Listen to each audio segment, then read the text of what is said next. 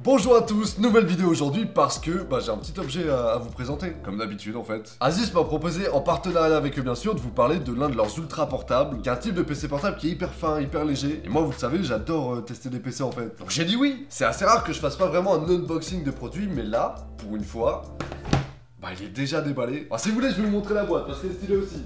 Hop là. Voilà. La boîte est vraiment cool, elle est hyper fine, on a un petit truc pour relever le PC quand il est dedans, c'est juste un petit présentoir pour donner un peu de style. Mais ça rend bien, c'est cool, il n'y a pas grand chose dans la boîte, c'est hyper épuré, à l'image justement de ce PC là.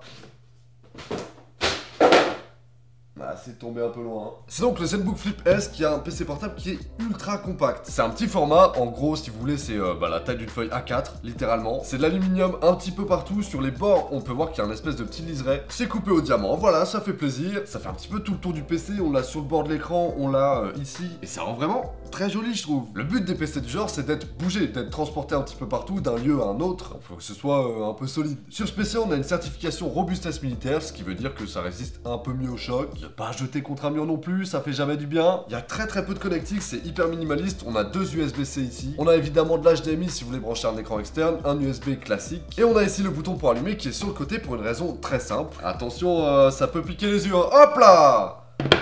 Bah voilà, en une seule démo, ce à quoi sert la gamme ZenBook Flip. Du coup, le bouton est sur le côté parce que quand on a retourné le PC et qu'il est en mode tablette, le bouton d'alimentation reste disponible. C'est beaucoup plus pratique de l'avoir sur le côté plutôt que derrière, on sait pas trop où. Voilà, là il est juste là, on n'est pas perdu. Et vous aurez remarqué peut-être qu'il n'y a pas de jack sur ce PC là. C'est mort, il n'y en a pas. Ça va être du coup soit de l'USB-C, soit du Bluetooth pour une raison très simple, gagner de la place. Le PC est hyper fin, hyper léger, il fait que 1,2 kg, donc forcément il a fallu virer des trucs qui étaient pas hyper indispensables. Et la prise jack en fait partie. J'étais très à cheval sur les prises jack avant, ça m'énervait quand un téléphone n'avait pas de prise jack ou un ordi n'avait pas de prise jack. Aujourd'hui, beaucoup moins parce qu'il y a énormément d'appareils Bluetooth qui sont disponibles et parce qu'on a même des appareils audio en USB-C. Par exemple, la plupart des écouteurs qui sont fournis dans la boîte des téléphones Android. Mais au cas où, dans la boîte, il y avait quand même un petit adaptateur jack.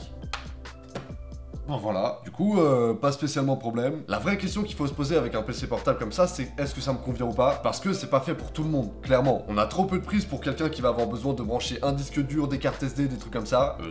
C'est mort. Donc on va essayer de voir pour qui c'est fait. On va parler de l'écran, évidemment, parce que c'est un énorme atout sur un PC comme ça. C'est un écran de 3840 par 2160 pixels, donc c'est de la 4K. C'est un écran OLED HDR qui a donc des très belles couleurs. D'ailleurs, il est certifié Pantone. Pantone, c'est une gamme de couleurs, et quand vous achetez un écran ou un PC portable certifié Pantone, c'est que vous êtes sûr qu'il peut restituer correctement les bonnes couleurs. Si vous êtes graphiste par exemple, c'est ultra important de savoir que votre jaune, c'est vraiment du jaune. Faut être sûr que les couleurs soient pas déréglées ou boostées un peu bizarrement. C'est un écran qui est aussi tactile et qui est hyper agréable à utiliser, il est hyper réactif. C'était le problème des PC tactiles pendant un long moment, le tactile était juste pas fou. Là en termes de différence par rapport à un smartphone, il y en a très peu, voire pas. C'est à peu près le même confort je trouve. Vous pouvez acheter un stylet en plus si vous en avez besoin, c'est vendu à part. Mais je l'ai fait tester à un pote qui est étudiant et il avait des cours en PDF. C'est un truc auquel j'avais pas pensé parce que généralement moi je fais pas ça.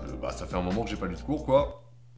Avoir un stylet, ça lui a permis de surligner des trucs, de dessiner sur le cours, de faire des petites flèches à l'endroit où il y avait un truc important. Je me suis rendu compte de l'utilité d'un stylet à ce moment-là en fait. Il y a sur ce stylet deux touches qui sont paramétrées de base sur clic droit et supprimer. Voilà, c'est une petite info que je vous donne. Vous pouvez l'utiliser bien sûr quand le PC est en mode PC ou quand le PC est en mode tablette. Voilà, si je pose le PC ici, vous pouvez vous en servir très largement. Et d'ailleurs, en parlant de mode tablette, il y a un mode tablette qui est disponible sur Windows. Il va vous demander si vous voulez l'activer quand vous êtes sur votre PC, plié comme ça. Ce que ça fait en vrai, c'est que ça change un petit peu les menus pour que vous soyez un petit peu plus à l'aise et ça vous donne accès à un clavier. Voilà, c'est pas grand chose, mais ça facilite quand même pas mal d'utilisation.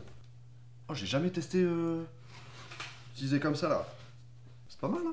Oh, je vais le faire tellement souvent. Au niveau du clavier, on a un clavier qui est assez classique, mais qui est bord à bord. C'est un PC qui est pas très grand, donc ça fait plaisir d'avoir autant d'espace sur un clavier. C'est un clavier à membrane qui est assez confortable et qui est rétroéclairé. Pareil, je me suis rendu compte que c'était impossible pour moi d'utiliser un clavier qui était pas rétroéclairé. Parce que le rétroéclairage n'est pas activé de base, je pensais qu'il y était pas. Et je me suis retrouvé dans une pièce un peu sombre. C'est bizarre ça, hein. Juste, il y avait pas, enfin, on regardait un film, il n'y avait pas de lumière normale quoi, hein. Pas de trucs bizarres. Et en fait, juste, je me suis rendu compte qu'on pouvait pas se servir d'un PC quand il n'y avait pas de lumière. Merci, le rétroéclairage. Je suis trop habitué parce que je l'ai un peu de partout et je me rendais pas compte à quel point c'est indispensable. N'achetez pas de PC sans rétroéclairage. Ça doit être une priorité. Comme le clavier prend toute la largeur du PC pour que ce soit un petit peu confortable, il n'y a pas la place pour un numpad. On n'a pas les numéros sur la droite et ça me manque à chaque fois que j'utilise un PC portable. Ici, ils vont être directement activables sur le pad. Vous pouvez l'activer donc et le désactiver juste ici, c'est très simple. D'ailleurs, en parlant du pad, pareil, il est un petit peu large et ça fait plaisir de trouver ça sur un petit format comme ça. Moi, je kiffe utiliser des souris à la base. Quand j'en ai pas, je suis en galère. Là, on a un numpad qui est assez grand et très actif, donc j'oublie un petit peu que... j'ai pas ma souris, quoi. J'ai pas ma souris.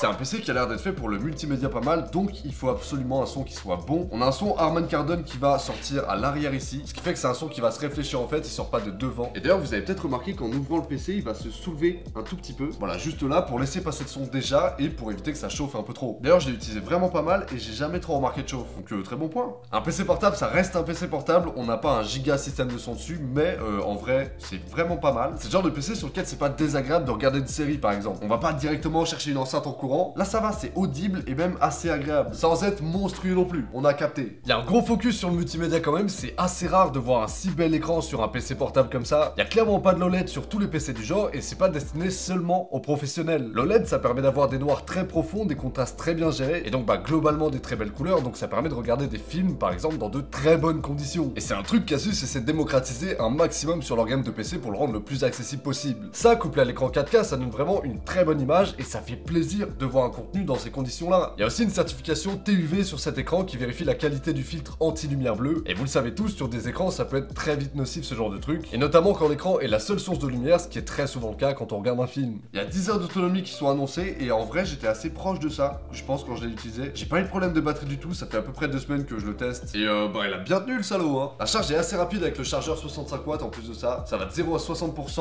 en 50 minutes, ce qui est assez peu. Mais le twist là-dedans c'est que vous pouvez utiliser n'importe quel chargeur de portable par exemple. Tant que c'est de l'USB type C, vous pouvez recharger votre PC avec et ça va fonctionner. Ce qui veut aussi dire que vous pouvez utiliser une batterie externe pour le recharger. Ce sera pas aussi rapide qu'avec le chargeur de base c'est sûr, mais c'est faisable et ça peut sauver, en vrai. Pour la config, globalement c'est un Intel Core i7 de 11e génération avec 16 Go de RAM et 1 Tera de stockage en SSD. Il n'y a pas de carte graphique dédiée, celle qui sera utilisée ce sera celle du processeur directement. Du coup, la cible d'un truc comme ça, c'est qui? Tout le monde n'a pas l'utilité d'un PC comme ça. On n'a pas de carte graphique vraiment, donc pour les gros jeux, c'est non. Pour le montage vidéo, c'est non. Pour le Photoshop un petit peu poussé avec pas mal de calques ou Lightroom, c'est non. Donc par exemple, ce PC est pas pour moi, parce que j'aime bien lancer FIFA, je fais du montage. Après, ça veut pas dire qu'il est pas puissant, au contraire, le processeur c'est un monstre. On est sur un très bon processeur, donc on va pouvoir faire du multitâche à fond. En fait, tout ce qui est pas purement graphique, ça marche fort. Pour ce qui est du prix, on est autour de 1700 € quand même, donc c'est pas un jouet. C'est vraiment, je pense, un PC qui est dédié aux professionnels qui veulent pas être encombrés, qui veulent un PC puissant avec lequel venir au bureau, repartir chez eux, regarder Netflix en mode tablette, repartir le lendemain avec des présentations PDF, des onglets Google ouverts, faire du traitement de données, etc. C'est un PC qui est très bon là-dedans. D'ailleurs, toujours dans cet esprit-là un peu professionnel et tout, ils ont pensé à un truc qui est ultra utile surtout en ce moment, c'est qu'il y a un suppresseur de bruit par intelligence artificielle sur le micro, ce qui va permettre du coup, sur Zoom par exemple, d'entendre que vous, et pas le voisin qui fait une soirée derrière alors que vous avez du placo de 13 mm. C'est du vécu, j'en peux plus, je vais craquer. Et ça pourrait aussi en vrai correspondre aux besoins de pas mal d'étudiants. Donc pourquoi pas y penser si vous avez les moyens et l'envie d'avoir un beau PC. Voilà, écoutez, c'était un plaisir d'avoir testé ce PC là. Je teste très rarement des PC tactiles ultra portables comme celui-là. Comme je vous l'ai dit, ça correspond pas à l'utilisation que j'en ai tous les jours. Mais j'ai kiffé m'en servir là pendant le temps où je l'ai testé. Dites-moi vous en commentaire ce que vous en pensez. Si c'est un PC qui pourrait vous correspondre, est-ce que vous avez envie de l'acheter? D'ailleurs, si c'est le cas ou si vous voulez des infos en plus, évidemment comme d'habitude, le lien est en description. J'espère en tout cas que la vidéo vous a plu. Si c'est le cas, n'oubliez pas de mettre un like et de vous abonner à la chaîne comme d'habitude. Vous commencez à connaître la chanson. Moi, je vous retrouve très bientôt pour une prochaine vidéo. Pour savoir quand ça sort, n'hésitez pas à aller me suivre sur les réseaux sociaux parce qu'en ce moment,